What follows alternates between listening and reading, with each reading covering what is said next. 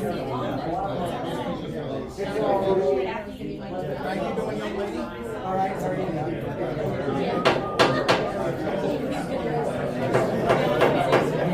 Yeah, leave it or stay.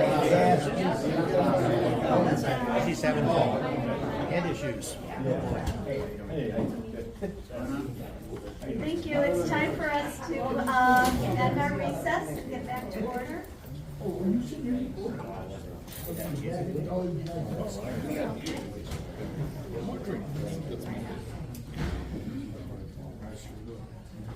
Okay, we reconvene at 7:32. And we'll move on. Move on to 5, consent agenda. Is there anything to remove from consent agenda? Hearing none, seeing none. Okay, motion to move the consent agenda. So moved. Moved by Janet, second by Tim. Roll call. Trustee Burson? Aye. Trustee Morgan? Aye. Trustee Boatner? Aye. Trustee McKelvey? Aye. Trustee Millette? Trustee Muncy? Aye. Okay, motion passes. We'll move to staff reports. We'll start out Police Department. And Chief James Leland. January monthly report is attached, but 145 calls for service, 9 accidents, 31 citations, and 1 arrest. We had 2 new part-time officers that have started with us, Stavi and Carolina. Both will be great assets to the department. Both are bilingual. One of them actually is a Camden Hills resident, and they both have prior police experience, so they'll both be great additions to the department. We are currently in the hiring process for entry and lateral officers. It's required by the state. We have to have a list posted, so that's gonna take place March 9th. That'll be done by the Fire and Police Commission. Beast evidence tracking system started installation today, so hopefully either this week or beginning of next week, that will be in. And then I'm pretty excited to say that is our evidence from A to Z that has been absolutely overhauled, so I'm excited about that. That'll put us at industry standards or exceeding industry standards for our entire evidence process.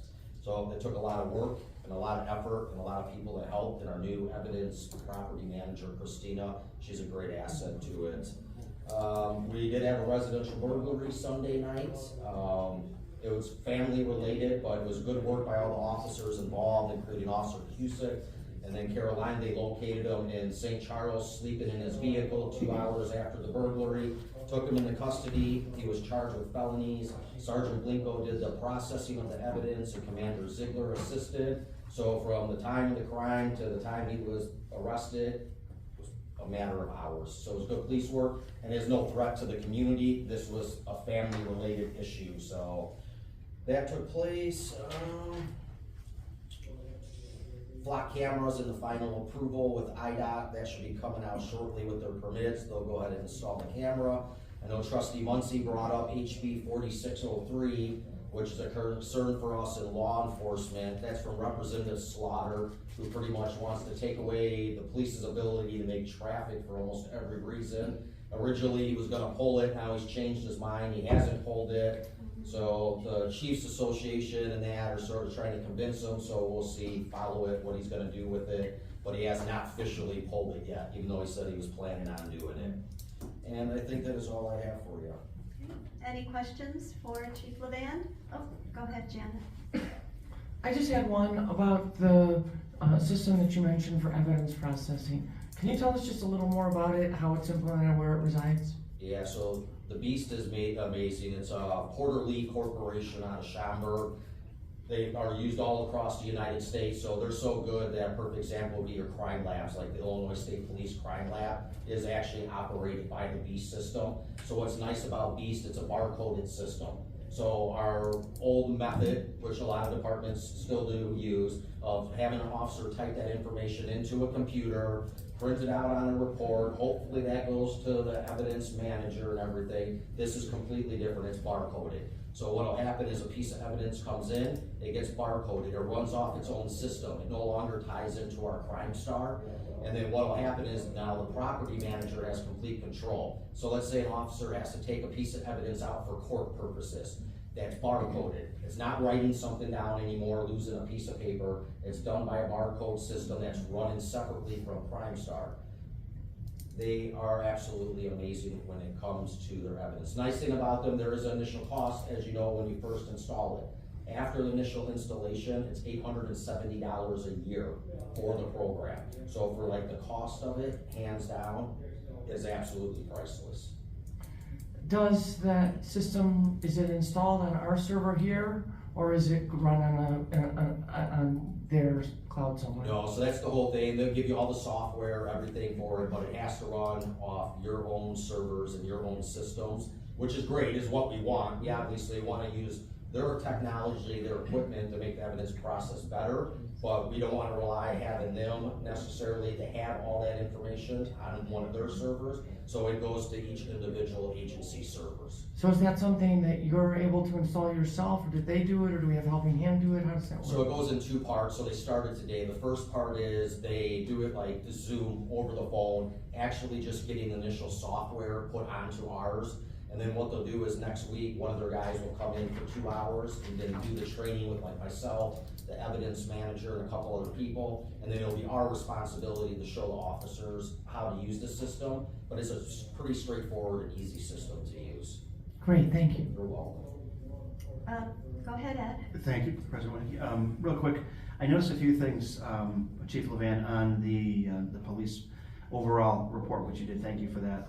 I see 1 incident of deceptive practices, 2 of identity theft, and 1 of harassment through electronic means. That's not typical. Maybe the identity theft, we see those every once in a while. Just wanted to know if there's anything going on that we should know about. No, and we do, like, if you look every once in a while, especially like the deceptive practices, it sort of seems like a trend. What'll happen is, like, if someone experiences, typically our deceptive practices is a form of identity theft, one way or the other.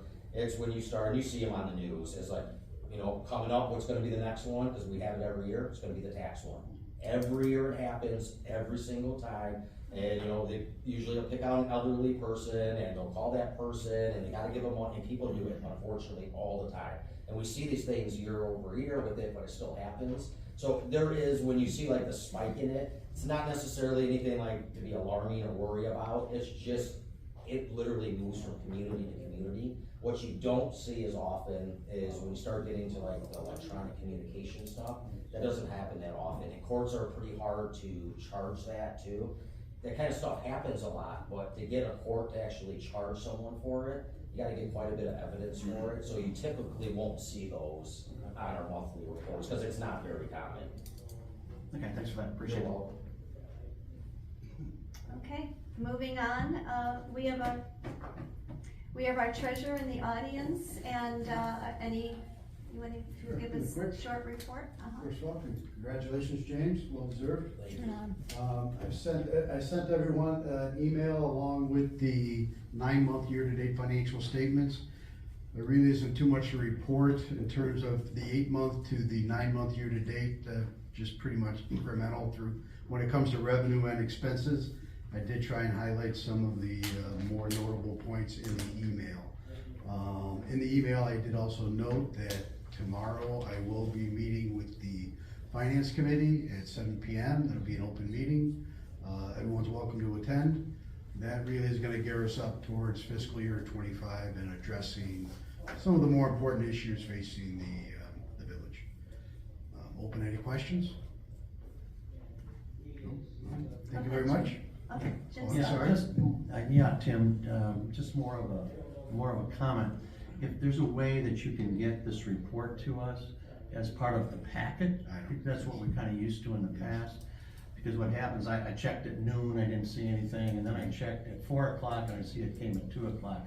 So it just is a scramble to try to read anything, to kind of comprehend and make sure if there's any questions I do want to ask, that I have time to go through it. So I would ask it to come with the police report, et cetera, as in the past. That would be helpful, I believe, for the trustees. Thanks. Noted, sure. Thank you. Go ahead, Janet. Tim. A couple things. You and I have talked before, and Administrator Rooney and I have spoken at least once about some challenges between some members of the Finance Committee and in working with you in the village. And there have been some requests made and some expectations that aren't consistent with your normal practices or Administrator Rooney's normal practices. But they seem to be consistent with what our finance committee members have experienced in the past. And so I can't advise, I don't even have a strong opinion about which way these issues should swing one way or the other. But what I guess I'm sort of asking the rest of the board members if they're willing and interested in discussing these issues with the finance committee members, with Treasurer McPhillips or Administrator Rooney, get a better handle on it. I wonder whether what we are doing as a village, what you and Administrator Rooney are doing in good faith, no criticism, but whether or not that is consistent with what the finance committee is used to, and whether, if it isn't, whether it would be appropriate for us to provide alternative direction than what has happened in the past. Well, And then secondly, sure. and I know that's a lot, the second one is simpler. You made a very, I think, really great comment in your report to us about the burden of FOIA requests. And there are various different flavors of FOIA requests. You mentioned some FOIA requests that are, I forget how you referred to them. That was a quote, but I think it was Delinquent. adolescents or something. Right, along those right. lines. So point being that municipalities receive FOIA requests from people who don't appear to have good reason to ask for that information. I mean, it's constitutionally protected request apparently, but from what we as just regular humans can see, a lot of times these requests are not connected to any particular reality that we're aware of, right? And then there are also requests that come to us from members of the community, which were, I don't know that they're any more important, but they ring for us maybe perhaps a little differently. So I know that in East MD, for example, there was an issue with excessive FOIA requests regarding permits, and there was a policy change. Clerk Johnson has shared some of this information with me before. You can speak to it if you'd like. And I think, if I'm not mistaken, we're in the process of publishing our permit requests so that people don't have to make FOIA requests for those permits, right? Reducing load on the clerk and other members of the staff. So in short, what we're saying is this is information that's publicly available anyway, just for the asking, and people keep asking. So if we just publish it, then people don't ask as much. And so I'm hopeful that in the future you might be able to provide us with some recommendations about specific financial information that would be appropriate to publish, perhaps beyond what we do today. And perhaps less than what some people want, but rather more than what is available today. Primarily for the purposes of reducing the burden on you, the clerk, our attorney, and so forth in responding to those FOIA requests. Okay. If I can't, So two issues. Go ahead. I'll comment on the issue with the finance committee. I can't speak for the village administrator, but I don't think he'll mind if I state that he and I both come from a background of chain of command. And having a finance committee as an additional layer with the village board, we're not quite sure where the chain of command lies. So that was a little bit of the issue I think the administrator and I had with the finance committee, is just knowing who would originate requests. I don't think it was anything earth-shattering in terms of issues. When it comes to the FOIA, it's kind of related to the third comment you made. FOIA is the frustrating thing for me anyways, is not only is it time consuming, but a FOIA requester doesn't need to indicate why they want that information. And sometimes if I know why they want the information, it would help me to say, hey, we keep getting asked this same question for this reason, or people are asking for this information. I think I could address that third point you brought up, is how can we come up with a generic set of data that we can have readily available on a website where if people were to ask us for it, we could just say, here's the website, go get it, and we don't have to manually respond.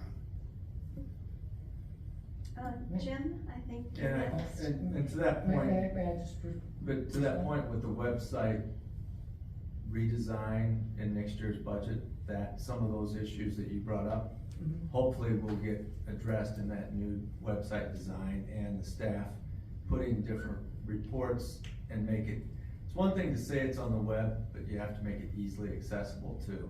So we'll have, it'll be a more universal fix than just saying we're gonna put it on the website, cause that doesn't always suffice for FOIA. If it's half a dozen clicks to get there, they can still ask for the FOIA.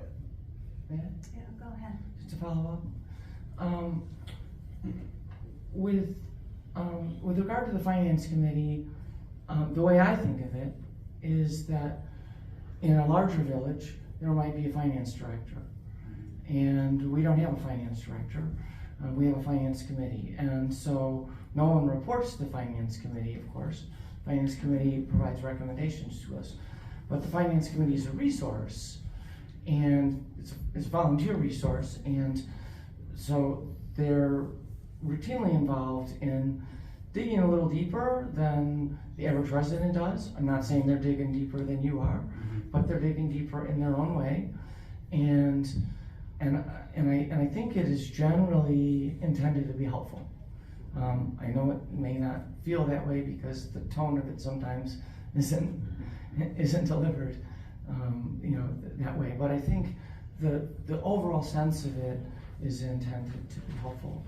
And as far as some sort of a standardized package of things that we could publish, obviously that's not going to meet all FOIA requests because there are some things that won't be there. And as Administrator Rooney said, sometimes even though you can say it's there, you may still have to produce it.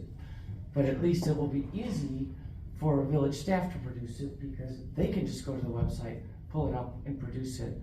And so some of this stuff, amongst other things, would have already been sort of pre-reviewed legally in terms of what's, correct me if I'm wrong, but in terms of what's sort of permissible or not permissible in broad categories, so we don't have to review each of these requests as they come in. Yeah, and if I could answer the question about direction from individual finance committee members, we should resolve this tomorrow night at our finance meeting again. And then you have the joint meeting on the March 5th, and you can set a policy at that point if it's still unresolved. I think it should be able to be handled tomorrow night. You have one member that wants something that the whole group didn't endorse at the last meeting. So I quite frankly said, no, I'm not gonna do that, not for one person. But you could give me a policy on the 5th that says something at that point, but I don't think we need to hash it out until that time period. It may not be a problem after tomorrow night.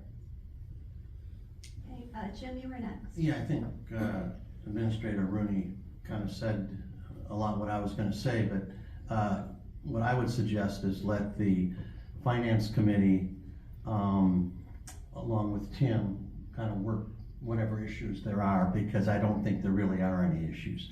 I think once you guys sit down and have the dialogue, I don't think there'll be anything, because I think you all want the same thing. The only other comment I would make, I've been on the board a little while, and the Finance Committee has always worked, I think, in strong partnership with us.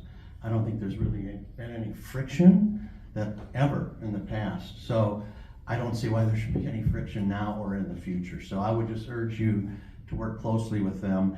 And I also think, I don't think you can discount some of the comments they make, because you got CFOs, you got bank presidents, bank vice presidents, you got CPAs, you got a lot of other guys on there that are volunteers and certainly are not binding, but the flip side is they work in great partnership with this board. And at least I can speak from experience, the way it used to be and the way it's been for the last number of years, budget process is a no-brainer, because everybody's aligned. We come into that final budget meeting after that joint meeting, we're locked and loaded, and it goes very, very quickly and smoothly. And I think you'll find the same as you go through it. So I would urge you to dialogue, work it out, and I'm very confident it will get done. Thank you. Thank you, Jim, and now Ed. Thanks, President Winnicke. I would just add to that, we are extremely fortunate to have the very competent individuals we have in the Finance Committee, and no, we've not had friction in the past. We're coming off a period where they lacked information, where we had a transition, where they needed more information, and we're not able to do what they have volunteered to do. So we really appreciate, their volunteership. I think we just need to let this play out a little further, as some have said, work with them. Let's see where we can get past this with the right information at the right time, working together. I think any potential questions or issues are gonna evaporate there. We have an awesome finance committee. We're extremely lucky to have them, and we appreciate their work. But on the reporting thing, there should never be a question. The treasurer is not an elected official. You don't report to us, the board. You report to the administrator. The administrator, all the employees, all of the folks that perform functions for the village, that they report to the administrator reports to the president. We are a board that votes as, we have no power of our own. We don't direct anybody to do anything. We vote as a body, and that's about it. And it goes the same with all of our commissions and committees. We appreciate all of their help, but you don't report to any of them either. You report to our administrator. That's it. So there shouldn't really ever be a question about reporting, in my mind. That's the structure, the way it's been, and that's the way it should continue. Okay, thank you, Ed. One last comment, please. I just want to make a small correction. The administrator reports to the corporate authorities, all 7 of us, and not to the president. Okay, thank you. Okay. Thank you, Tim. Okay. Thank you, trustees.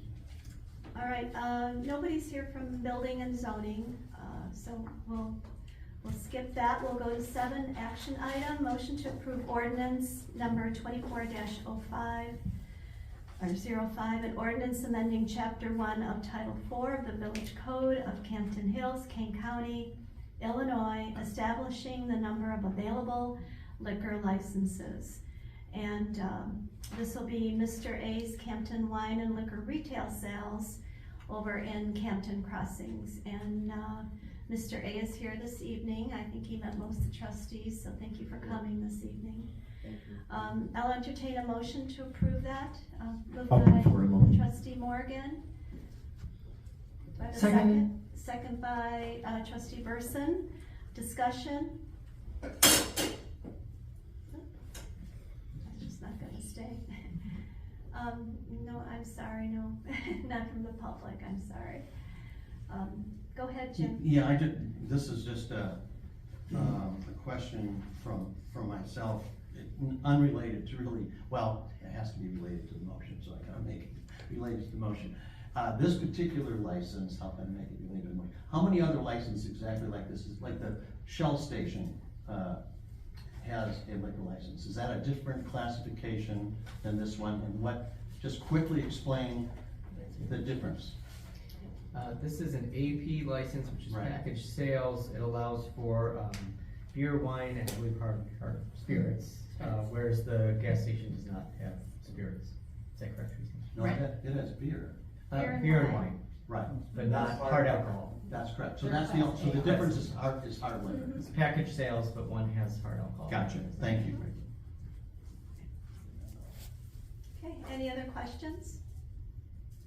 All right, roll call.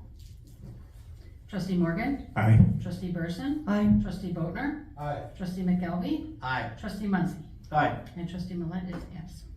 Okay, motion passes. Thank you. All right, discussion items, any discussion items? Okay, hearing none, seeing none.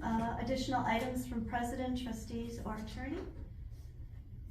No? Okay, I'll entertain a motion to go into closed session for one of the following matters.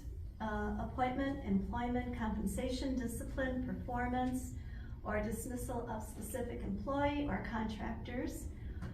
Litigation that is filed and pending or is probable or imminent. So moved, Muncy. Moved by Muncy, second. I second. Second by Morgan, roll call.